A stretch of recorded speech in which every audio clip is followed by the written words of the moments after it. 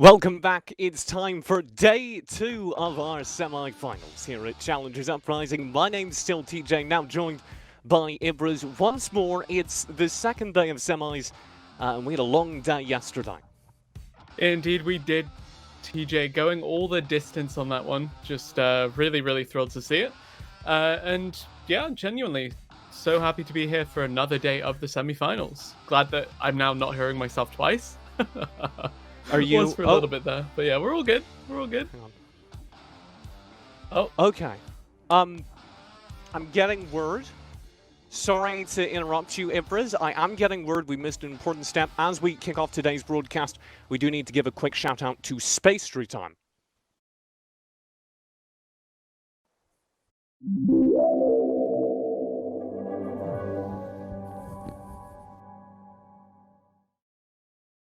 Rafa, you're with us now. I want to kick things off with you because we were talking and we feel like the prediction game, the fantasy game you guys are doing, has been a little under-focused. How's it going? Oh man, it's been a very tight race as we get closer and closer to the finish line. In fact, today is our last day for fantasy draft, and the last time I checked the points after yesterday's a semifinal series, Max is literally 2 points behind me. Cubby still's got about another 60 points to go, but you know that thankfully for me, that does mean that actually, you know what? I'm gonna take that back. It's not thankfully. It's more like I'm in hot water right now because these two people. Wait, they're catching up. It's getting really close, Rafa. We do have the numbers down bottom. Are they should have more points? Are those are lying numbers? Okay, yeah. We'll brush them aside for now. I'm told it's incredibly close. I know we did do the tally at the end of yesterday's broadcast. Yeah. Could you? What's the reward? What do you get if you win?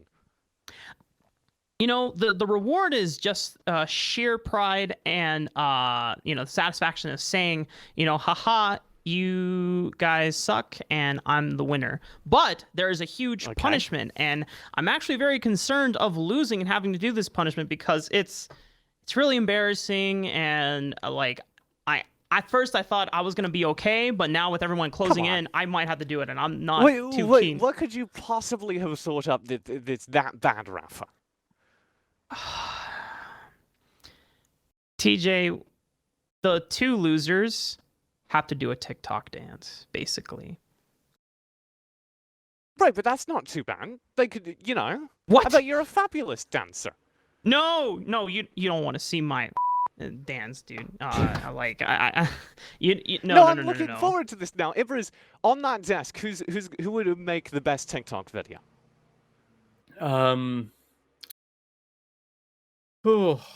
I mean, you have Rafa, full of charisma. You have Cubby, stone-faced as always, but you know he's got kind of a Chris Pine thing going. I think Cubby could pull it off. Kinda. He's just like always with the with the blue steel there. But yeah, looking at Smax as being that wild card because you never know what to expect from him. Yeah, honestly, anything really. I'm glad you've chosen to involve me now after having this conversation with your invisible friend. Well, I like to talk to thin air at Rafa. All right, so I'm actually really looking forward to that, Rafa. We're going to have to get an update from you, especially as those numbers get clarified, hopefully, for the analyst desk. We'll keep our eye on the fantasy game as we are nearing the end. You're factoring in the fantasy points for the finals, right? So it doesn't end until then. No. So today is the last day for fantasy drafts. Today is the last day.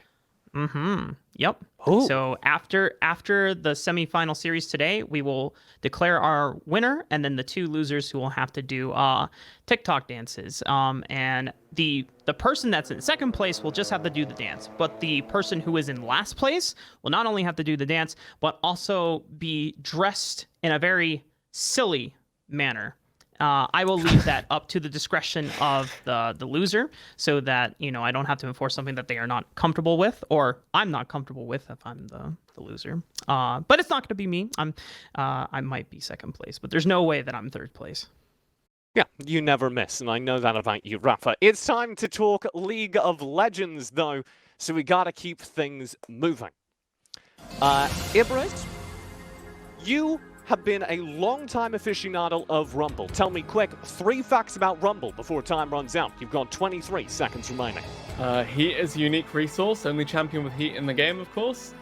Being over 50 heat will make all of your abilities besides the ultimate deal additional effects, usually damage. And his mech is called Tristy. After Tristana. Oh my god! With flying colors, I was actually really sure we'd catch you off there. You shouldn't smartcast the ultimate either. You told me it was about a different champion other than Rumble. So I prepared for a different champion, but sure, why not? I was like, we got you ready. Okay. That will conclude things here. We do need to talk more about League of Legends, though, and for that, I talked earlier this week to ANEW's very own FrostFire. Let's take a look in. So that it is funny. ANEW is just that good. When I came back down from EGA, when Gyu came in, I told myself I didn't actually know what I wanted to do because, to be honest, in amateur, I kind of already conquered it, right? I had already gotten first place in the scouting ground circuit pretty handedly. I had already shown for multiple years in a row that I was one of the best solo queue players. Last year, I peaked at rank 2, only behind Santorin, who's been perennial rank 1 player who ended up finishing rank 1. So I didn't really know if there was much for me to do, much for me to prove in amateur. And worst cases, I would go back into amateur, maybe on a not top team, and I would end up losing some games, not looking as good as I did in academy. So I resolved that I was only going to rejoin amateur if it was on a team that I knew could win, that I knew I could learn from and improve from. ANEW eventually came back to me and said, hey, we have this roster. It was with, Mike Young, Shoryu, all these guys. And I thought it would be a really good opportunity for me because the roster set is super strong on paper, right? Again, lots of experience, lots of ex-pro players. Technically, all of us have played in academy at one point or another. So it was a roster that could win. And then also in terms of learning, Mike is known as this incredibly aggressive player, this incredibly high tempo, this is the meme player. But I thought it would be a good opportunity for me to learn sort of this more aggressive mid-jungle style. And that has definitely been the case. Whenever we've scrimmed, it's actually kind of crazy. Mike will just be going for a play. And at the start, he would be going for a play, and I would sort of be unsure. I'd be like, well, I can kind of come help, but you're pretty far, and you're pretty in there, dude. I don't know if I can help you out. But he would tell me after the game, he'd be like, no, dude, just flash over this wall. Trust me, we win. We can't lose.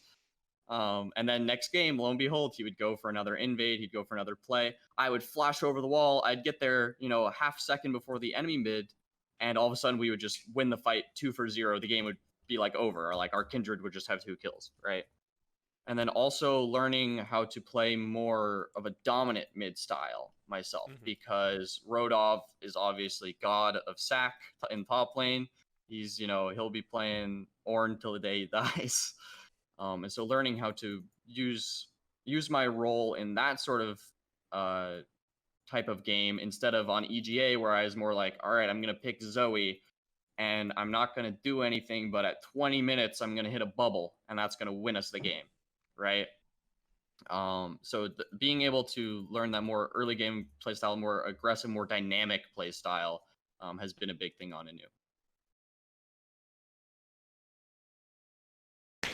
All right, so we're back.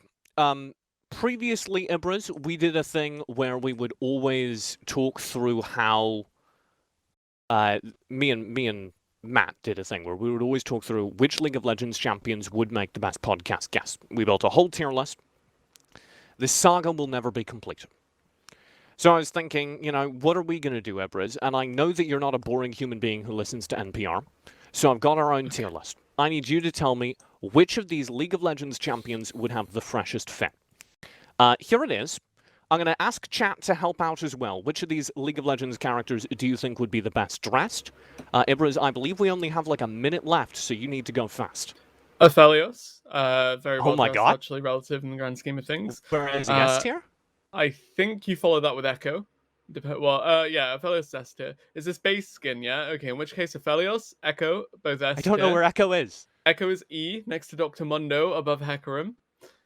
Right. Okay. True. Whatever. Did you get Echo? I think he's off the screen now. But hey, all right. We'll roll with it. There he is. We've Top hit a right, problem. top right. Anyway, Top right. legitimately, I'm looking at some of these champs and I'm thinking, okay, oh no, TJ, what is that? I'm sorry, it's Search engine. your segment's been cancelled. All right, tragic. At least we got Aphelios and half of Echo. While we were talking to chat, they were saying that all the KDA champions would be S tier. How would you feel about that? Shall I go grab my Louis Vuitton League of Legends belt? Oh, do you really have Louis Vuitton League of Legends? Wait. Here, let me get it. Yeah, here it is, this one. Oh my god. I know. It's in a special I pouch? know. Every Louis Vuitton purchase is in a special pouch. He knows that. So this is why I knew he'd be perfect. Chat says KDA. We'll reset the tier list. We'll get it right next time.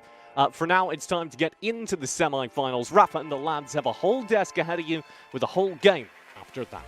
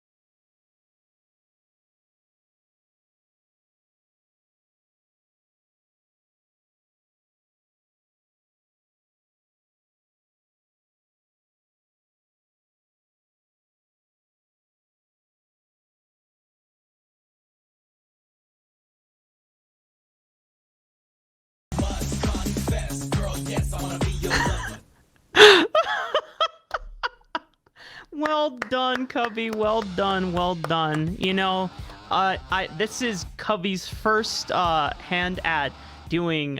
Did you just use mainly After Effects, or was it Premiere Pro as well, Cubby? It was a whole mess in After Effects, but I got really tired of outsourcing my content ideas to you and TJ, so we just got through it, and yeah, hope you guys enjoyed that. And guys, look at that, we got a Family Matters intro into a Roy Purdy video. So that is credit really to Matt Niberia, Clint Daniel. Yes. Thank you. Shout outs to him for providing us with that awesome intro graphic there. But as always, ladies and gentlemen, this is the Analyst Desk. Myself, Mark Rafa Alexander Aramide, my fellow analysts here, Sam Smacks Hyde and Matthew Cubby Samuelson, who did provide that wonderful production there for the transition segue. But we gotta, get down into business here, gentlemen. We have to talk about fantasy because we kind of mentioned it already with TJ and Ibris. We have a punishment kind of settled in. We know, and we've talked about, it's going to be some type of TikTok dance for the second place and the third place loser, but the third place has to dress up in something very, very,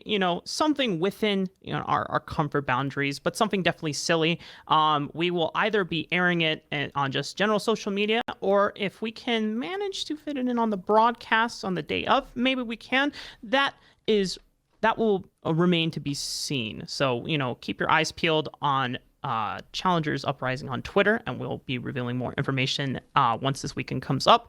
But, let us get into fantasy, because we have our two teams for the semifinal, FrostFire and ANEW Esports. And so that roster is as follows for the following players to pick from. We have Rodolph in the top lane, Mike Young in the jungle, FrostFire in the mid lane, and then, of course, Shoryu and Winner in the bottom lane and support. And for FrostFire, it's going to be Quas, Kitsuo, Haiki Savage, Lobos, and Dean. And since Cubby was, once again, last place, although you're closer, you're slightly closer. Smacks is very, very hot on the trails for coming in first place, but he's still in second, so he has a massive edge still being in second pick.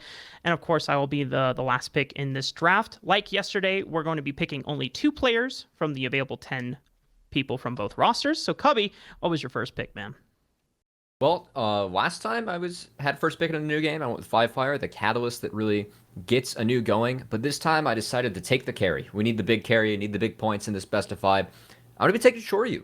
And I really feel like Shoryu is the best I guess, most consistent performing member of this team. This guy is a beast of an AD carry. He is so solid, so consistent when it comes to his gameplay, and I'm really looking forward to see what he can bring to the table on his picks. He loves the Kaisa. He's very good at Varus as well, and I'm hopeful that he can bring me a lot of points because I need it. Also, I've been able to talk with Shoryu quite a bit after we had him on the podcast, and I absolutely love this guy's mindset. He doesn't care who he's played against, what champ he has. His job is just to do his best and try and bash whatever's in front of him. So I'm really excited to have him on my team. And I think that if ANEW wants to win this series, it's going to have to be through that bot lane because Quas is so strong on the top side. So really looking for Shorty and Winter to try and step up. Yeah, I definitely agree with you, Cubby, that it is a tough choice between Shoryu and FrostFire. But now that you've chosen one of them, makes my job all of that more easy. I'm going to take FrostFire for my team, my first pick. And like you were saying, it is going to be a lot about if ANEW can get to this bot lane, but who's the guy that's making the plays to make sure that they can get to the bot lane? It's going to be FrostFire. We're watching him on this Twisted Fate, on the Zoe, these champions that you can push in this lane, make sure you can get down to the bot lane, make sure that you can get ahead, but you got to make sure that FrostFire is the one getting these points first. And I'm counting on them getting him some of those kills as well, sharing the love, because like Cubby said, I think a lot of the kills are going to go to both of these two players. So I'm going to take FrostFire for my team. You know, considering that today is the last day for fantasy draft, and two of the biggest point earners have already been picked up from ANEW Esports, I have a couple options here. I can start picking up the remains of ANEW Esports, hope that one of them is able to pick up everything. But no, ladies and gentlemen, we're going to go with Kitsuo from FrostFire, because when we're looking at today's draft, in particular today's series, we're going to be seeing a lot of spicy picks, one of them being the Kha'Zix, because Kitsuo has been specializing this champion ever since before the buffs for Kha'Zix even came in back in 10.14. And the fact that we saw Zen do super well with Kha'Zix yesterday, and he's just picking up because it's now a meta flavor champion, and the fact that Kitsuo has been specializing multiple builds of Kha'Zix, the Conqueror build, the Phase Rush build, the Dark Harvest, and the Electrocute build, I know that this is not the only thing up Dat's sleeve in this series today. He's quite the connoisseur of Kha'Zix and likes to have all those builds. He can also evolve the abilities in different orders too. Can't wait to see what he pulls out if he gets his hands on that champion, which is now back in the meta, but for Kitsuo it never really left, so just even stronger for him. I talked about how I think Shoryu and Winter can really be the difference maker for this team of ANEW Esports in this match, and so I'm actually gonna double down. And Winter, he was calling us out on Twitter. He's like, "Hey man, like, which team am I gonna be on?" I was like, "Winter, you're on my team, man. Come here. I want this Braum."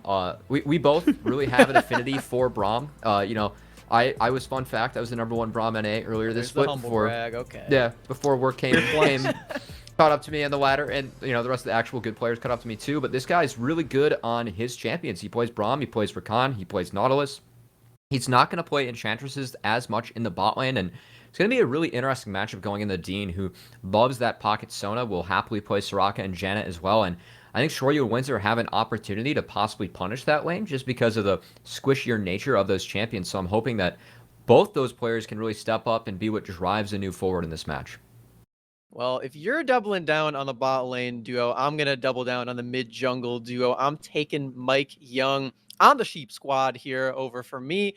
And I really like what FrostFire had to say about him in that interview that we listened to as well, where Mike is going for all of these aggressive plays. He is that high tempo jungler. Whether it's memed or not, it is rather true. And I expect the two of them on my squad and on ANEW's squad to really pop off in this series. I expect a lot of high pressure situations for them.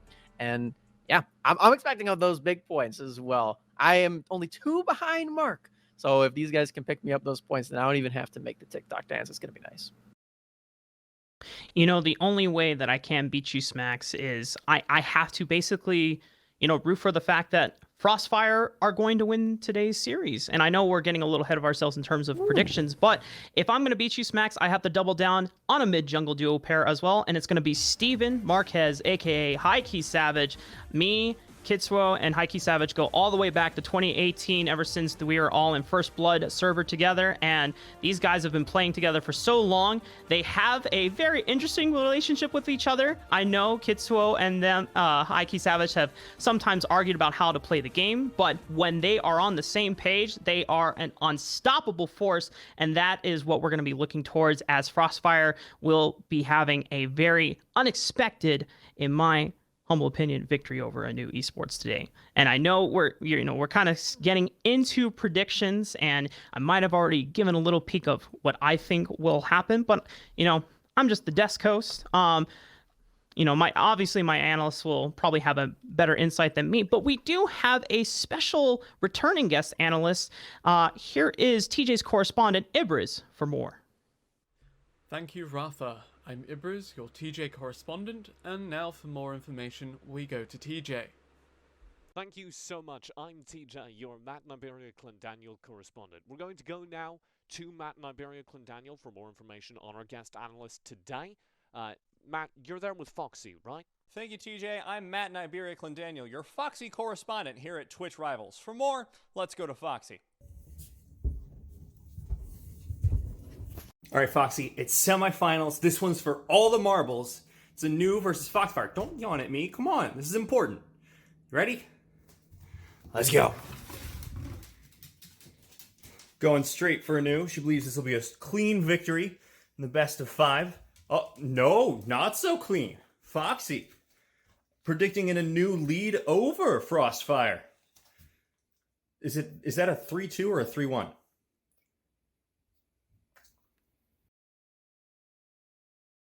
Well, So cute. Foxy's definitely predicting a 3-2 something.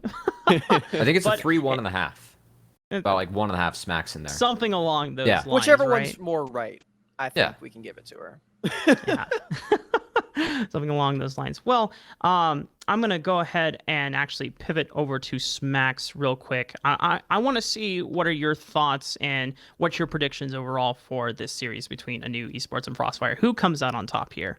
Well, I'm glad you asked, Mark, because I have been dying to talk about how Maryville can still win at this point. My predictions are starting to realize themselves. Kenvi did get up to Academy, and I think that he can still make it. I think it's still going to be possible. I'm going with the Maryville 3-0. No. What do you? Get okay. Let me. Okay. What? All right. Okay. We have the real, genius here. He's wrong. Well, hello. Hi. Cassidy. Cassidy, nice to meet you. Yes, thank you. Nice to meet you as well. So, what happened with Smacks? So, Smacks, he has a fiddlesticks-related emergency. I'm gonna have to say, he needs to go take care of something. Something about a skin not being in a shop. He was wrapped. I don't know. Anyway, the genius is here. Okay. Well, if Smacks is not here, why don't we get your thoughts, Cassidy? By the way, this is Cassidy Hyde, aka Sam Smacks Hyde's correspondent, aka married to Smacks. Yep. So, Smacks. yeah. What kind of... my predictions. Okay, so ANEW is definitely going to win this series 3-0 against FrostFire for sure, despite FrostFire having a significantly cooler logo. Okay. Is there any reasoning behind why you think ANEW will play so dominantly? Well, as I'm sure you know, FrostFire is an absolute smurf in the mid lane for ANEW, playing champions that provide his team with a lot of push and roam pressure, like Twisted Fate and Zoe. And with this pressure alongside his sheer mechanical skill, ANEW should have their way with the map, leading Mike Young to have a much easier time snowballing his leads with aggression, and one of the major win conditions for the team. With the mid and jungle popping off with Shoryu and Winter, they can kick back and scale into the late game. And as for the top side, any pressure with Quas and Kitsuo try to force will be easy for Rodolph. That's all correct. That is smarter than anything that Smacks has ever said the entire season here on Challengers Uprising. Cassidy, do you want to take over for Smacks on today's semifinal series? I would be honored. However, if I don't give him something to do, he kind of, goes a little crazy. So I think he should probably come back. I think it'll be the best for him. I don't want him to blow up the house. I think he's doing something. the house? Yeah. Okay. He should probably come back. Thanks for joining us, Cassidy. Yeah. Thanks for having Thanks for me. the Yeah, input, thank you too. for Yeah, Put that wow. on the stove. Oh my gosh. Okay. Well, No wonder he's beating me in fantasy, man. He just gets to consult his wife. is that fair? No. Well, I guess I had Galaxy Cream at the beginning of the Collusion. season, but welcome back, Smacks. Hopefully you didn't damage the house too much. Cubby, your predictions. What do you think is about to happen, baby? I like FrostFire as a dark horse in this tournament. I think that them going up against LBGN in the quarterfinals actually, I wanted to see them try and take down like a good team, like a pole race or something like that. I actually thought they were one of the stronger teams coming out of quarterfinals too, compared to the rest of the teams that played. That's why they took the 2-0, but it's not going to be enough against ANEW. ANEW Esports with 100 Thieves Next changing their roster. I think they're hands down the best team left that we have in SGC. Their experience is so good, and I really think Shoryu and Winner are going to be a big difference in this bot lane. If Dean and Lobos don't get their kind of niche lanes, I think that they're going to get kind of gapped by Shoryu. I think Shoryu is a really strong player. So I have one game going over to FrostFire. I'm going to give Kwas like one game on Alawi, or Dean one game on Sona that catches ANEW off guard. But I think ANEW is going to take the series pretty handily in the end. I can respect your opinion, and I definitely do think that Shoryu and Winner have one of the better, if not probably the boss lane in all of SGC. But they do not have the best jungler in SGC, and that maybe was Kenvi, but now he's in Academy. And you know what that title now belongs to? It's now Kitsuo, baby. And Okay. Kitsuo is just, I cannot even begin to tell how many good things about FrostFire overall. The fact that they don't have even a coaching staff or an infrastructure to back them up. Kitsuo is mainly doing a lot of these drafts with him and just the teammates, and they have so many creative picks and innovative ways to be able to adapt to a lot of the meta ways that ANEW Esports resort to playing the game. They have already prepared, and if ANEW Esports don't look out, they're going to have a wild ride ahead of them trying to take down FrostFire, and I'm very, very confident with the amount of prep that Kitsuo and the boys have basically had for this semifinals. It's going to be a 3-2 for FrostFire. But, before we get into TJ and Ibraz's predictions and why, they think so about this upcoming semifinals, we actually have another special guest all the way from across the pond to give us his thoughts about the importance of setting up Tier 3 and infrastructure road for the future of NA Amateur. What's up, people? Veteran here, and yes, I am doing the analyst desk of the Season 1 Grand Finals of Challenger Uprising in North America. Now, I'm not a rookie to the amateur scene. I have experience following amateur scenes within Europe, specifically the European Regional League system, including an analyst desk appearance on EU Masters last year. And I don't really need to tell you guys how good the ERL system has been for the European region as a whole. EU Masters in particular has helped brilliantly with the otherwise lackluster scouting that a lot of organizations otherwise present. And that's the thing right there. It wasn't really a question of if the talent existed in Europe. It was a question of whether or not people were aware the talent existed in Europe. Plenty of rookie players in Europe, even now, were unknown at the time in which they were brought into the LEC. If you guys think that they were brought into the LEC because of insane scouting or because of massive recommendations from the ERL system, this in general is not true. A lot of people that were taking these guys were taking them as massive risks. That doesn't necessarily have to be the case, given that you can go and watch their competitive games. The big benefits of the ERL system were twofold. One, none of the players who play in Europe as rookies lack for LAN experience. That's a massive underrated deal when it comes to ERLs in Europe. All of these guys have maybe years of experience playing LAN events. So for them, moving up towards the stage, they move up towards maybe a bigger audience size, sure, but they don't move into an uncomfortable position inherently. And the second big thing is that with the culmination of the ERL system in the much-watched EU Masters tournament, a lot of these players suddenly blip on the radar of teams that they otherwise would not have blipped on the radar of before. The biggest thing that you can do for talent in your region to encourage it is to pay attention to it. If you pay attention to it, orgs know that that talent is someone that is being watched, and suddenly they can compete with the brands of people coming in from Europe, from Korea, from where else. The biggest thing Challenger Uprising can do is through you guys, the viewers. You guys supporting all of these players, building their brands through your support. You guys help them get the attention of all of these organizations, help the amateur scene get the attention of all of these organizations. We've seen this begin already with 100 Thieves Next program. And the more organizations that come in towards the amateur scene, because of the power of you guys, the stronger that the amateur scene in North America becomes, and the more trust that the high-level players in North American solo queue, yes, really, will give the amateur scene as a pathway to a career. Right now, that pathway isn't completely clear for them. But through what you guys do today, and what you guys do at the grand finals, and what you guys do at the third place match, and what you guys have been doing, all split, we can change that, and we can create a stronger region together. There are still players now, from my limited experience of watching amateur scene this year, that I've been immensely surprised by.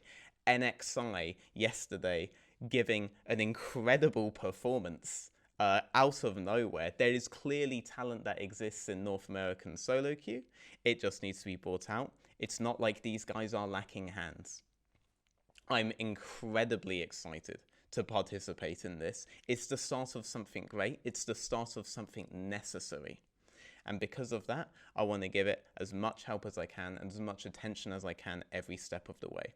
This has been the way forward for Europe. I think this can be the way forward for North America as well, guys. I'm very excited to see you guys at the grand finals. Hope to see you all there.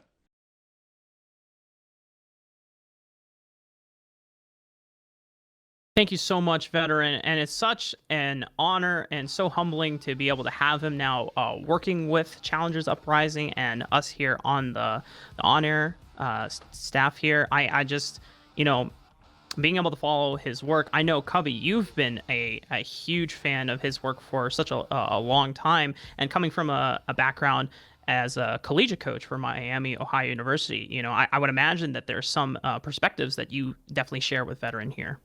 Yeah, I mean, like a lot of what your job as a coach is to kind of learn as much as you can about the game. And Veteran was definitely someone that like we tried to learn from, especially like after he stopped working with Schalke, because that's when he started making more content. And we always found like a lot of his takes on the game were right. And it was really fun. Like we got to talk to him for like an hour or two when we met him for the first time. He's a great guy, and really looking forward to him working with us on the finals. And great to see someone who has been so invested in the ERL leagues over in Europe also want to be invested over here in North America, because obviously the tier 3 infrastructure isn't the same here as it is in Europe, and we're trying to change that, and Veteran is on board. So really looking forward to working with him. It's going to be a lot of fun. If there's anyone who I would like to come smurf on Cubby and I on the analyst desk, it'd be him. Because yeah, talking to him was really, really fun. I really liked his insight on the ERL, because that's something that I've followed a little bit as well. And yeah, that's the kind of thing that I wanted to get into amateur in NA4, because I want to see stuff like that happen over here. And I'm really excited to be a part of it on this broadcast and across SGC as a whole. I'm so proud of 100 Thieves as well for taking the step as a tier 1 org, going down into tier 3 and doing that. I respect them a whole lot. I hope we get to see more of that soon, especially because they already made it to the finals. So put some respect on the name, guys. Absolutely. You know, just really excited to be working with Veteran in this coming week here. I am getting word from our producers that we actually have some inside intel about ANEW as they are prepping for their series right now. Oh, oh, you told me that we were man. getting like some cool. Man, Leche, I thought we actually had like some really cool intel, but I see that, you know, they've changed from the ARAM warm-up to now switching it over to the Nexus Blitz strategy. You know, Oh, man. I'm going to ask Smacks because I think he's probably the biggest brain expert when it comes to the Nexus Splits meta. Do you think that there's anything that you can practice in the new game mode for League that will help ANEW in their series against FrostFire today?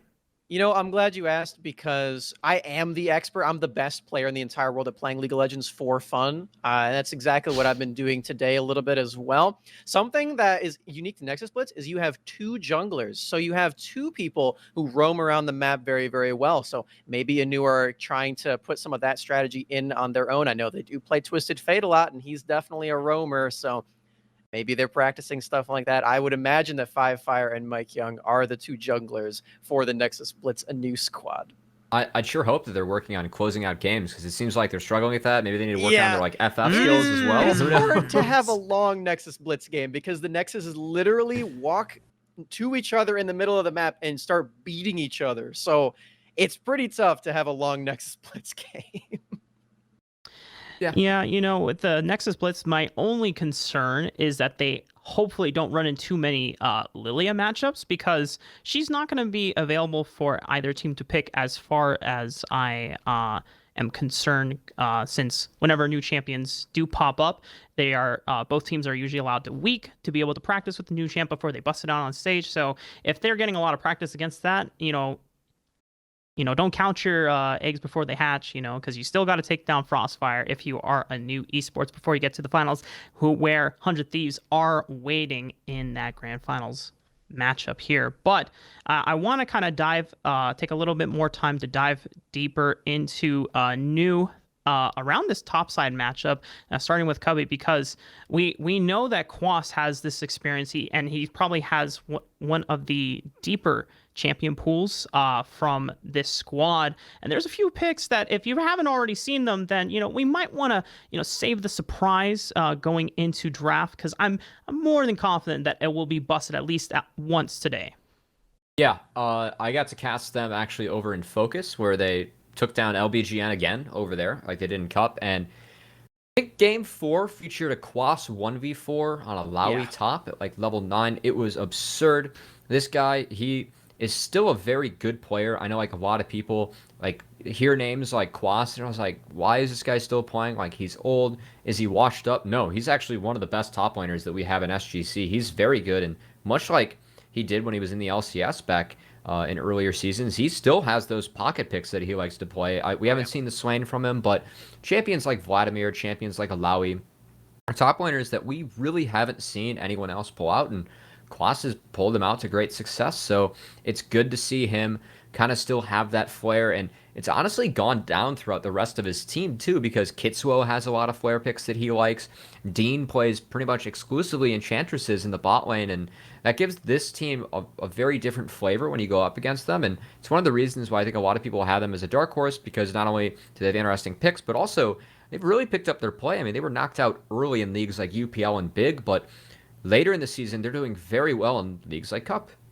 Yeah, and those aren't the only players who are doing it, right? Lobo is the only SGC 80 that's playing Jinx. Nobody else is pulling this one out, but they're still finding wins with it. So it is rather impressive. And as someone who is a for-fun League of Legends player, I ban Alawi every game because that champion can do nasty, disgusting things the game. He's the most anti-fun champ to play against. It is not a fun champ to play against. So if you're my opponent Nexus Blitz, you will not get that champion at all. But, we're going to have to see if Quas can get that champion, because we've seen him time and time again pull this one out. It's usually his tank top counters to something like an Ornn, and Rodov is usually on this weak side. So if he is going to be blinding these tanks in the top side, he might have to ban away that Alawi, because we might be seeing some more disgusting 1v4s from Quas today. Right. There's definitely a couple other conditions that will have to be met according to my conversations with Kitsuo. But, we'll have to see. More than likely, it will be... I don't know if there's ever been a situation where they picked it blue, although I could be wrong. In fact, it might have been the match where Cubby did cast it with... He was red both games he picked it. I was with Lemons. Okay, yeah. But, so yeah, it definitely he was red side both games, but I have seen him picking on blue side. They just need you can't blind it. That's Right. kind of their rule. Yeah. You definitely need not. to know who you're going up against. Otherwise, if Rodolph suddenly decides to say, "Hey, I'm gonna play Quinn into Alawi," you know, I don't know if we're gonna be that crazy, but it would be really hype just to see. It you feels know, bad. If any match would do it, the I would pockets expect this going match. further and further into the next dimension in terms of variety of what these two top laners can pull out. But I would imagine that FrostFire have more picks up their sleeve than ANEW, because they're just much more practiced and much more comfortable with all the meta and the safe standard stuff. And they're also just so damn good at it. When they took down 100 Thieves for the first time over in Upsurge Esports in that winners finals, it was so damn convincing that it's like, I mean, ANEW don't have to do necessarily anything special against one of the best, if not the best organization in league. But we are getting ready for draft 1, ladies and gentlemen. TJ and Ibris are going to be taking us through that first draft. We'll see you in a bit. We're back at the caster desk. It's just me and you, Empress. We've cut off poor Invert. But we're here for our second semi-final. And you were telling me that you hope to God it's not quite as long as our first semi-final yesterday night. Yeah, well, considering the fact that I was dead by the end of that slugfest of a 5-game series, beautiful reverse sweep, of course, by 100 Thieves Academy. 100 Thieves Next, not Academy. But yeah, you know, close enough when 2 of the players have been promoted this past week, with Poom, of course, being promoted about a month ago as well. May as well blend into one org under that banner, because, yeah, really fantastic, seamless transitioning between the entities. Can we get an Ibris time check to start the day? That is 20 to 1 in the morning, so midnight and then 40 minutes. I don't know. I was like midnight. 40, And, that doesn't and work. what time is your coverage of the PCS? What time are you doing that?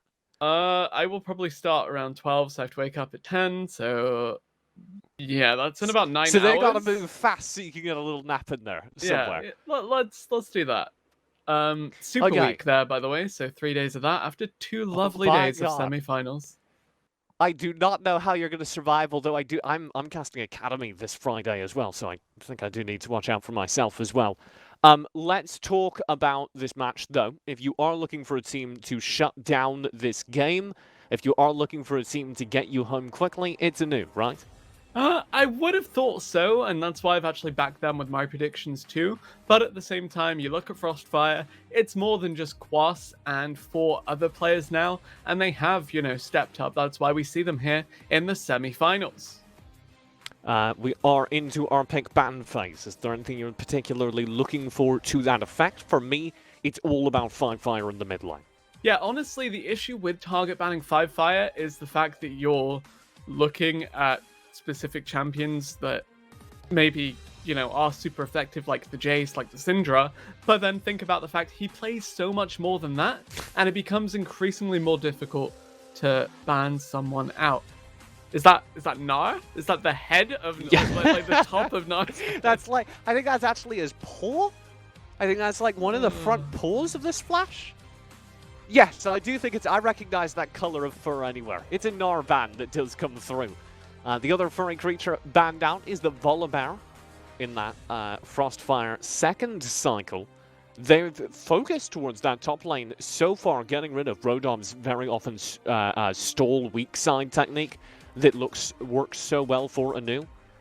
Yeah, and I like the fact that both we've seen Set and Volibear to that. Yeah, the Set is, of course, flex pick between top and support, occasionally jungle, but I want to touch on the fact with Ashband, pretty standard, followed by the Ez. It means we're down into Callista, Aphelios, that kind of territory for the secondary priority marksman, but we have a couple of cool picks locked in here already. Karma will come through. FrostFire grab themselves a Jace and a Karthus. We were just talking about as we came into this, how you do get mid lane Jace over on FrostFire. They love to play a little bit more aggressive, a little bit more kill pressure behind Haki Savage. Yep, and the thing about this Jace is that he counters Orianna, he counters that trinity of Zoe, Syndra, and LeBlanc, where if you pick any of those into him, he'll just kill them in lane. Of course, FrostFire knows his way around a couple of these matchups either way, so should be okay regardless. I like that the Karma's locked in just because it does take away some of that bot lane push that we could have seen FrostFire actually secure on that side of the map. Ivers, we got a Mike Young Nidalee. Nice. That was his signature That's pick the in complete 2017. That was 3 years ago, though, so I'm a little bit apprehensive. That being said, though, yeah, definitely has put up some big carry numbers recently. Does make the Karthus going into the jungle a little bit less appealing because that is suspect and susceptible to being invaded if I ever did see it. Beauty of Karthus, though, is that it's flexible to 4 roles at the moment across both solo lanes, jungle, and bot lane, but probably not bot lane when we have this locked in. I particularly want to call that out. If you were here at the beginning of the show, you would have heard FrostFire talking about how Mike Young's aggression was something they were trying to play around, trying to invest in. And Mike Young has looked much better on this ANEW Esports roster than he has in any number of previous rosters, including Academy sides. So what I'm looking for is this Nidalee to get in early, as you said, bully that Karthus if it is thrown towards the jungle, and most importantly, have backup. They're keeping FrostFire's pick if it's not that Karma in the pocket. I suspect it isn't that Karma, and we're going to get a more carry-focused mid laner in a moment. I think that Karma is very likely a support. I mean, given the fact we're seeing Blitz and Threshband, it shoots priority of Nautilus up pretty highly. The fact both teams are banning supports in the second phase does indicate it's probably a mid or top lane Karma, just because you know how I mentioned that a couple of these mid laners do get given a run for their money in mid by the Jace. Karma, very good at neutralizing any kind of pressure that comes her way and can soak everything up. I saw Sona earlier in the day, but okay, that is a late game win condition if I ever did see it. But it's one of Dean's favorite picks. The support for FrostFire does the best when he's on that Sona. I've heard word from the analyst desk that it is literally his strongest champion bar none. So that is a major lock-in for FrostFire's own playstyle.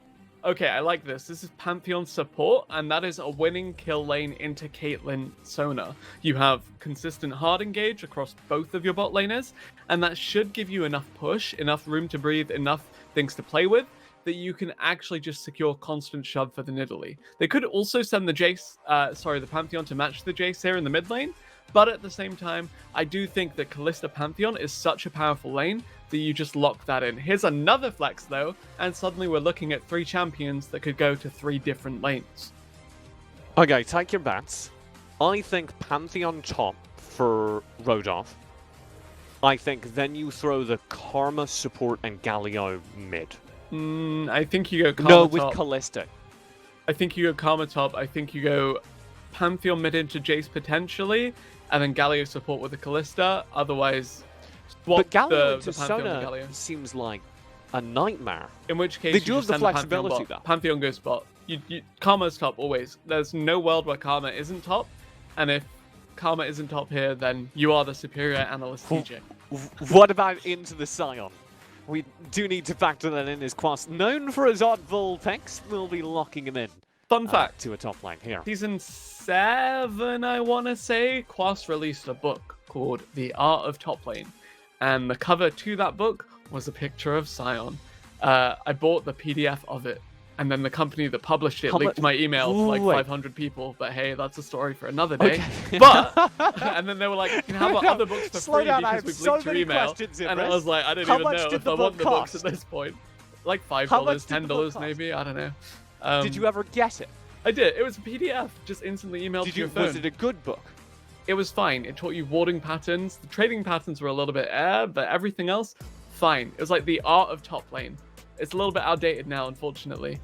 I don't vividly remember a Malphite being locked in, but I guess that was the last pick. Everything just kind of blends into one. And see, I told you, it's gonna be that Karma top. That Malphite may or may not be the Scion. I don't know whether or not maybe that was a hover pick. It was apparently a bugged pick. So we got too excited about the Scion, but I'm glad it sparked your long memory of a PDF being released in a Barnes & Noble or something. It is a try. Not quite that level of prestige.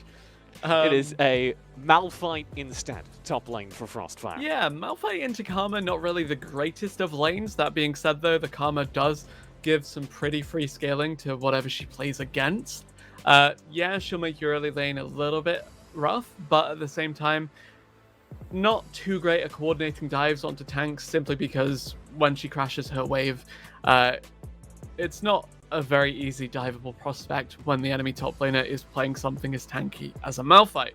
That being said, though, perma push mid, perma push top, this Karthus will really struggle to play against this Nidalee on the top half of the map, at least. I do want to kind of start that note there. Looking at these two drafts, I think I like ANEW Esports a lot more. For me, it is all about the mobility they get onto FrostFire, him being able to leave lane at any point, him having the backup from the Pantheon. It's a brutal duo. And already they're looking for something here in the mid lane. Game 1 of our second semi-final. Already a big commitment in the mid lane. High key Savage! Okay, that was kind of cool, I guess. Didn't even need to cleanse, though. Of course, whenever Mike Young comes mid and you're torn it up by the Galio, that is a free kill. Bullying this chase out of lane early, really, really crucial towards just shutting down FrostFire's early game. Because you look at this comp, yeah, Caitlyn, Sona has a solid early lane phase because they can harass, they can poke, but they're all about the late game investment. Karthus as well, late game investment. Malphite, not a laning champion either. So Jace is really the only the only bridge on that early game gap. I'm paying attention to Vodor, I swear, as he does whatever this is. I think you're going to see Kitsuo keep kiting him back here, but Vodor just has to disengage with nothing gotten from it. Ibris, I do want to ask you, I'm hearing people in chat say that Quas's book was 115 pages long. Is that true? Off the top of my head, I believe so, but it was... I read it once, TJ. I think I just read the same warning patterns guide. You spent $10 on it? I did spend $10 on it. And you read it once? I did read it once. What, is that not normal? Have you never read a book once after buying it? Well, yeah, but they're like literary books. Isn't the point of a guidebook that you read it multiple times? It was like an informative literary book, you know? It's, the story gets boring after a while, you know? I think I learned more from, like, the old LOL King guides, rest in peace, but, yeah, it was solid. I liked it, and I wanted to support one of my favorite pro players. Again, just really happy to see him doing well for himself again here. For those of you that don't know, Quas did play in LCS for quite some time, I believe seasons 4 and 5. End of season 3, he actually came over to the US after playing in Venezuela, reaching Challenger off of really high ping, playing almost exclusively Swain. Well, here's some action. Kitsuo. I believe Mike Young did get that, playing on the YJaway account, of course. Kitsuo himself is in big trouble now. Vodor there. First blood secure. And it's FrostFire getting a little bit too aggressive. Savage will be slowed as well. Does dodge the spear. That's very good. The chase is on. Mike Young still participating in this. Vodor may regret that. He's very far forward here. I don't think he's going to be able to chase this kill. 1 HP. And Vodor will find it. Oh my god. Yeah, 2 kills to ANEW in the early game. Rodov on this Karma, picking up the kill, picking up the double buffs, and really just chasing down High-Key Savage there. I wanted to see High-Key Savage get a blind snipe on the Jace. Didn't quite deliver on that. And we hero built Quas. We said, look, this is the guy to watch. This is the man to watch. This guy, been in LCS, such a veteran player. So much talent here. He's on Malphite. It's the early game. What's he going to do? Pull the minion wave into a bush and then give up because he's trying to stop a Karma from recalling? Yep. This is not the play. That's exactly what he did, Gonna be a flash. This is... Oh my god. Yeah. Okay. Not quite the flash. The man's got nerves of steel. You can read more about that in his book, The Art of Top Lane. The issue is, I think it was someone else's book, and then they'd work with different players, different challenger players to write one. There was like the art of support, the art of top lane, and yeah, I just never read that book again out in protest after they leaked my email to everyone else that had bought the book, and then gave me every other book that they've ever published as an apology. And I was like, all right, thank you, but at the same time, I don't know. And he was like, this is sounding like a worse and worse deal. Eddie. Don't read about his art of top All lane. I remember was Jab. the email saying, unfortunately, we appear to have leaked your email to over 1,000 other clients. But I looked, and it was only CC'd to like 30 other people, because I think only 30 people had actually bought the book. But end of the day, I was just like, nah, this is suboptimal. To be fair, that was the email I used for Gaia Online and Neopets anyway, so it's not like nobody had that email to begin with. The deepest, darkest... They were in danger. Yeah. Oh, Ibras, I do not know what to make of you sometimes. Anyway, FrostFire have started this game on the back foot after those kills that were picked up in the top lane. I think they've reset to a neutral, but as a result, of course, they will lose that first Drake. That's just been scooped up by ANEW. Did you just draw that little circle on the map? I did just draw that little circle. I'm telling you, Around be the dragon aware that of they're this picking up. Drake that has already gone down. Very good, Ibras. Great analysis. Yeah.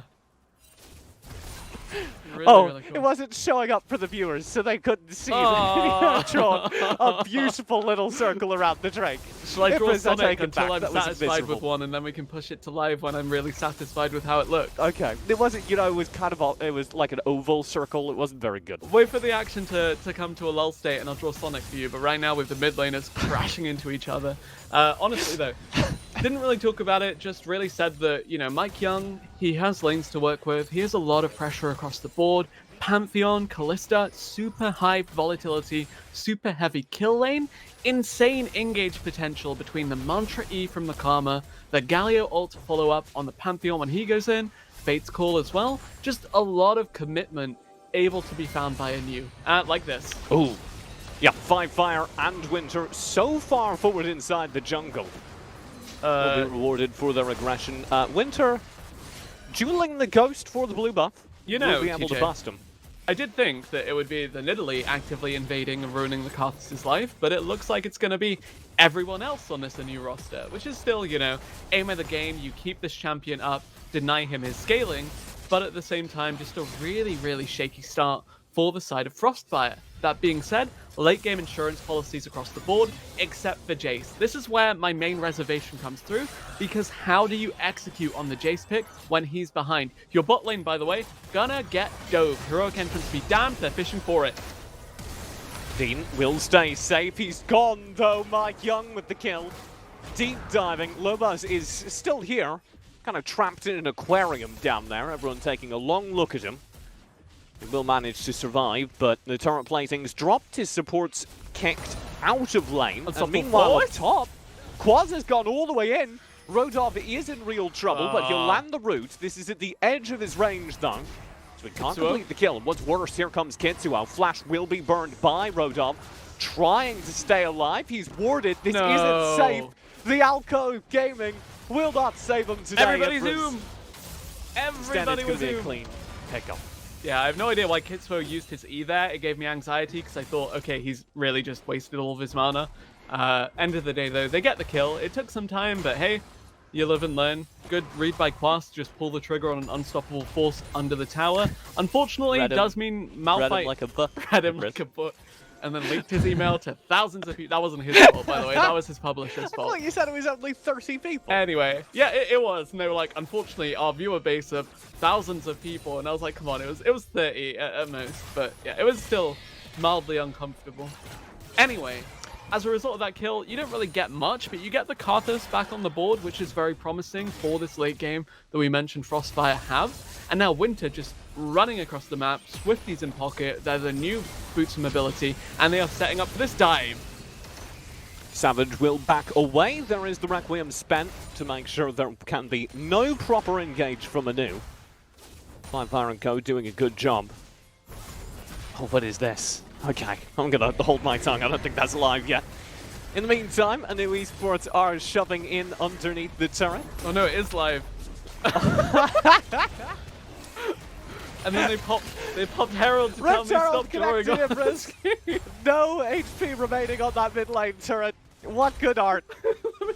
Let me kill Sonic. You can Why read did you more give me a about pen Ibris's drawing in The Art of Sonic, available soon from a shady online book dealer near you. Oh man. All right, so looking at item thresholds right now, you have that lethality for the Jace early. Does mean you have this early game champ that needs to pop off early, getting an early game stat that needs to do, a lot of work early. And suddenly it just means that if High-Key Savage continues to not really do much in the grand scheme of things, you're not going to have a mid laner for this game. Granted, Karthus hyper carry later, Caitlyn hyper carry later, so you don't really need a mid laner. But at the same time, really not an ideal situation. Kitsuo! Oh! Winter! The flash engage! Kitsuo's in huge trouble. He's just assassinated by the support. Winter may die for that, but he's gotten away. The spear is there as well. Half HP. There's another kill through. Finally, Winter gets traded out, but they'll lose 3 in exchange. ANEW will take that any day of the week. Yeah, the empowered Pantheon Q dealing so much execute damage to this base health Karthus. About 350 damage there, wrecking through the health bar of Kitsuo and really putting ANEW firmly in the lead as they look to transition for First Blood Tower, Second Blood Drake, and a huge swing of gold in their favor. Already almost 5k up at the 11-minute mark.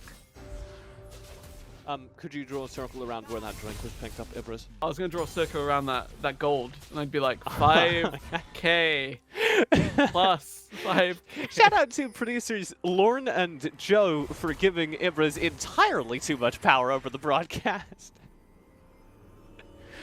Every time. No. Oh no, it didn't show up. He's got to do it again. What is Sonic on? He's still working it out. I don't even know. Whatever. Kloss has got a narrow escape up in the top lane to stay safe. Winter and Rodov did go full in on him. I believe he was forced to blow the ulti to survive, which is a little bit of a tragic state of affairs for Malphite. Yeah, kind of unfortunate. Again, just as we mentioned before, when we saw that ult committed to really seal the deal on Rodov's death. Malphite not a champion for a little bit, but someone who else isn't a champion is Jace if this early game continues. Oh my god! The spear doesn't connect. The heal's there in time. Second spear will knock Lobos down. Mike Young's just going. He's got 5-fire to back him up. There's that mid-jungle synergy they were talking about at the head of the broadcast. We heard 5-fire say his life's goal now is to follow up on Mike Young, to flash over those walls. And here he comes. Walls be damned. Ult in. Winter the champ. Double kill. Oh my god. It could be 3. There's the taunt underneath the turret. Dean will survive. Shoryu's there to clean it up. Him and Mike Young will complete the trade. Absolute bloodbath, and here's Kitsuo to say it's not over yet. There he is, there he goes, and that is not a great look for the jungler of FrostFire. Requiem doesn't do anything. No unstoppable force, so what is this Malphite doing? Answer is not a lot. Lumbering towards his opponents, Quas tries desperately to clear. Okay, he gets Shoryu. It's validated. I don't know why you would path like that, but hey, sure, why not? Okay. End of the day, ANEW give one over. They get a lot from it though, so it's not the end of the world. That 5k lead at 11 minutes, now 6k come 13 minutes. And TJ, I think it's your turn with the draw pen. I don't know how to use it. I was like told how to use it and I completely forgot. Press Control 2 and then draw. And then press Control D. Okay. Okay. No, I can't do it. Ah. It's too powerful for me. It is too powerful for you. So, my big takeaway from this early game has been ANEW's aggression. Just the speed with which they've taken over this entire map is kind of insane. We'll see a follow through as Winter starts things off. That's Dean in huge trouble. Mike Young again there. And they're using these global mobility spells to just keep pushing. Rodov has been the only player suffering for that aggression. He'll go down a second time up top. I think literally all of the kills that FrostFire have gotten have been in the top lane. Yeah, Rodov doesn't care though, because this Karma, of course, secondary support at this point. Primary support, given the fact that this Pantheon is basically a carry at this point. So, yeah, honestly, more than happy to soak attention. I believe 5-fire said in that interview that he did, more than happy to have Rodov just soak attention every game. Perennial weak side player. It's Karma. She's building Ardent. She's built Ardent. She's built a Fiends. Basically full build at this point. and more than happy to, have some attention given to her, especially considering it A, opens up the bottom half of the map to be punished, and B, doesn't result in that Herald that will now be contested by a much stronger ANEW. Oh my lord, here comes Mike Young. 5-fire right behind him, the deadly duo again from the mid lane, and Quas is forced to ult away, and it still might not save him. Mike Young's on the chase. There will be a taunt landed. Mike Young! He just deletes him! Mike Young will manage to escape. 5-fire responsible for that kill with his aid. What a play! Yeah, that dank Karma shield for half of the Nidalee's health on the tail end of it as well. The sustain from the double Athene's build. By the way, this Athene's for Mike Young. Utility focus, siege focus, engage here! Winter, oftentimes the lead of these plays. We've seen a very strong performance from him on the Pantheon. You know, I'm a support player who likes to actually cause action, and I think I'm in love. There's the dive. Again, 5-fire starts things off. Winter cleans up the kill, getting himself a little bit more for his stats by the end of the season. Honestly, very, very thrilled with how this early game has gone for ANEW. Just really promising to see how it broke open. Kitsuo again getting 1v1 by Winter. 1v2'd now, 1v3'd. Everybody's here to punish the Karthus, and they are living for it. What a good Winds of War. Oh. What a fantastic Winds of War. Yo! Oh, do they keep him up? What? The Fate's Call made him untargetable from the Karthus ult. Okay, that is a thing. I haven't seen it in ages, but yep. I think I haven't seen it in ages because when Kalista was meta last, Karthus was a troll pick. And when Karthus was meta last, Kalista was a troll pick. Now they're here. Now we get to see that cool interaction, or uncool if you're the Karthus. It's, well, it's something. That wasn't even the most highlight reel worthy play of the game so far. And we're only 16 minutes in. Thank you for sharing, Shoryu. That is actually insane. Shoryu is kind of the support, I have to say, of these two. Look at this. Winter, if you're curious, has 4 kills. Thank you. Good drawing. I know. I pushed it to live as well with Control D. Oh my god. You're doing all the things right. I am. 15 kills for ANEW in 16 minutes. Yeah, 17. honestly, looking at it right now, really, really difficult. I wanted to stress just how insane the 1-item spikes on ANEW really are, but they're already at 2 items, so it doesn't matter. That would be retroactive thinking, because Galio's halfway to his Zhonya's, has the Protobot, of course, as his first item, plus the Medjai's for good measure. So many big items in everybody's inventory right now, and you're looking towards this Caitlyn and Karthus to get something back. Mike Young's Nidalee just does so much, and Winter is there for the backup. No ulti to connect. Hunky Savage will try and get something back, but he just cannot duel 5-fire. Certainly not 5-fire and Winter, who are both there on the case. Winter does get chipped down a little bit, all of ANEW back away. Okay, this is fine. As long as FrostFire don't lose a kill here, don't lose too much. It means Karthus is getting free time to farm. It means Kitsuo is able to scale up. This is a pretty bad time to fight either way. Could you pull out the pen and explain to me the Karthus KD real quick? Yeah. Now, could you tell me what part of that makes you think that he's going to be able to farm back into this game? Well, Team. Oh no. It's just gone. 5-fire did get caught out here, but don't mind him. He'll just be able to ult away. Totally safe, and Winter ults back in a feat of fantastic communication. ANEW have a revolving door of players up in the top lane. And you do have the Fate's Call deployed. Winter on the front lines, a missile. Here's Lobos! Here's another Lobos! What's 2 he gonna kills. do? What's he gonna do? Not a lot, unfortunately. Good circle luck. I'm sorry, I got a bit weird chance there. There's so much action, and I'm like, yeah, Caitlyn, get in the fight. Yep, the Caitlyn did get in that fight. It's just like one of those ads you see when you're like using like a League of Legends website, 'cause they always have really bad ads. And there's like a picture of somebody's face, and it's got this giant red circle around it, and it's like, you could save 15% on car insurance. And you're like, why is that related? And there's just a giant red circle that takes up 90% of the image. Yeah, honestly, I feel like this game, despite that awful early start to it, it does come back to draft, because you have a good matchup for the Nidalee. Yep, nice. You A, don't ban Mike Young's Nidalee, and B, give him a good matchup. But as well as that, pretty much 3 losing lanes across the board. The only real winning lane was the Jason to Galio, who didn't do much anyway because there was jungle pressure. And yeah, just sheer outclass from the get-go. FrostFire may go down. Ladies and gentlemen, he doesn't. He's fine. Winter down. Winter for the front lines. Will be trying to clean up a kill. Quants in the meantime did do damage. Winter trades 1 for 1. Does take an entire team to take him down though, and that means that my Young can spring back into action.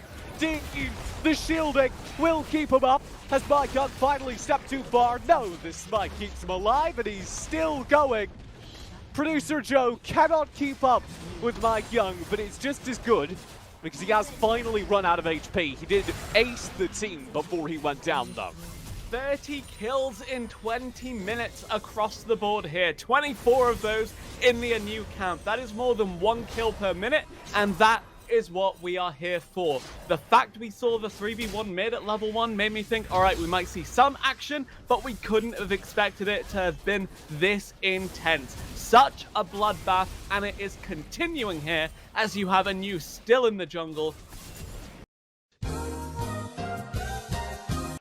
Yo, stream hear me? Test, 1, 2, check. Yeah, hear you. We hear you. We hear you. We're good. Alright, you guys hear me, The but you mythical know producer the tech John. stuff. So anyway, let's just say a meteorite from outer space actually collided with the network infrastructure in my north region of the country. So we had a bit of a technical diffie.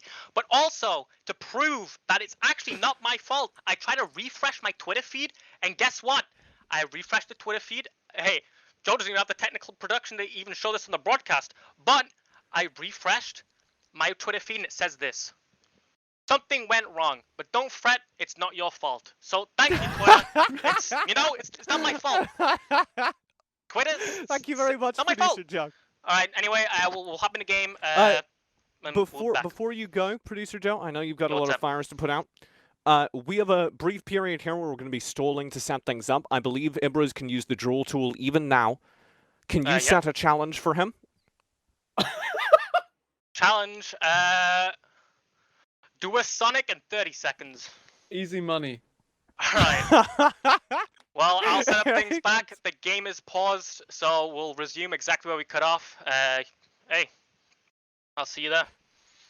Thank you very much. The mythical Producer Joe, ladies and gentlemen, behind a lot of our smooth running here at Challenges Uprising, alongside, of course, Producer Lauren, who handles a lot of our desk stuff.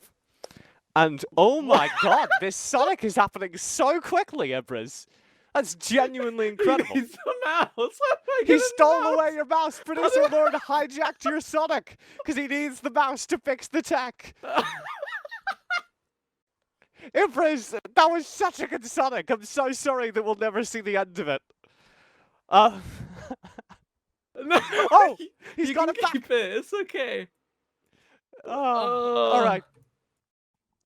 Huge shout out, of course, to the whole team here. It's a little bit of a sad time to do it when everything's gone wrong, but nature of online productions, as I'm sure the folks, even at the larger productions these days, are finding out. That's been one of my favorite parts about the quarantine. There's not very much to like about it, but having to see all the giant big budget shows adapt. Have you started over again? I have, because I can do it in 10 seconds. Seriously, in 10 seconds, I can draw a Sonic that would take normal people 60 seconds. Well, you know what he says, you gotta go fast. Indeed. I can't do the eyes very well, though. Like, I don't think you've done any of it very well. Oh, I didn't even to push be that one honest. to live. Honestly, hey, we had a good time. Unlike FrostFire. Oh. As I was gonna say, I think one of the coolest things about watching all the big budget productions have to shift online has been just the added appreciation for what all the people here on the smaller budget productions do to make things happen. All things considered, we do pretty all right here at GUM. FrostFire, we're getting bodied. Can you draw a FrostFire logo real quick? No, but I can draw Yugi from Yu-Gi-Oh. Okay. I'm gonna need to Google what Yugi from Yu-Gi-Oh looks like. I forgot how young you are. Like, how are you behind the generation of Yu-Gi-Oh, man? I don't think I'm behind the generation. I just didn't watch kids' TV, so I was never. Ooh, shade. Why is that shade? Is Yu-Gi-Oh not considered a kids' show? Hmm. Oh, these drawings aren't going to stream, Ibras. They are. You gotta hit Control D, I think. I do hit D. Okay, good job.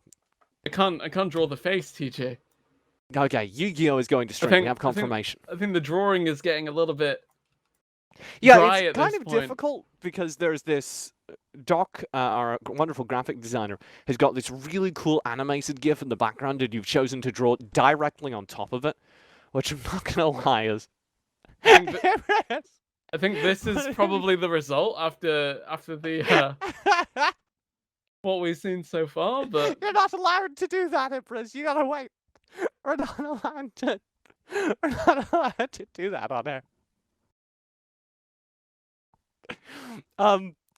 I've gotten word that we're supposed to do a dramatic reenactment of the game.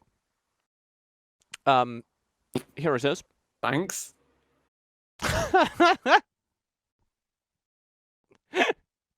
Oh, producer Joe with the camera moves. Ignore the text box in the middle. Okay, very good. Producer Joe coming through and explaining what's gone wrong. ANEW Esports apparently took the victory. The score is still 1-0. Saying I'm out on top. Who could have seen it coming? Look, online production, sometimes that happens. I think we've recovered quite nicely, all things considering. I hear there was a meteor strike in England, hopefully nowhere near you, Ibris, that took out Joe's. We already established that Joe's in the northeast and I'm in the southwest, so yeah, it's basically a different country at that point. But